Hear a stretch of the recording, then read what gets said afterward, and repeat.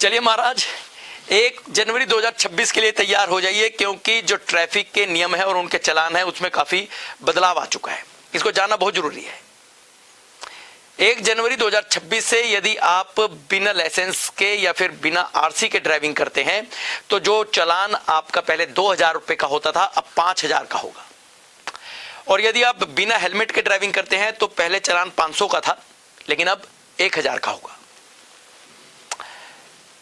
गलत हॉर्न बजाते हैं किसी अस्पताल के बाहर, स्कूल के बाहर या ऐसी जगहों पर जहां हॉर्न निषेध है, यदि आप वहां पे हॉर्न बजाते हैं तो उसका जो चालान है वो 1000 रुपये का कर दिया गया है।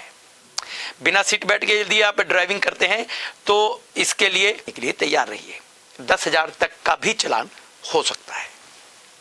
यदि आप शराब पीकर ड्राइविंग करते हैं तो 10,000 तैयार रखिए, यानी कि शराब पीकर ड्राइविंग मत कीजिए, नहीं तो जो चालान पहले 5,000 का था अब 10,000 का होगा। मोबाइल चलाते हैं गाड़ी में तो 5,000 तैयार रखिए। यदि आप ड्राइविंग के दौरान मोबाइल का इस्तेमाल कर रहे हैं तो 5,000 रुपये तक का चालान आपका हो सकता है। रेड लाइट यदि आप जंप करते हैं तो उसका चालान जो पहले 1,000 रुपये का था अब 5,000 रुपये का होगा।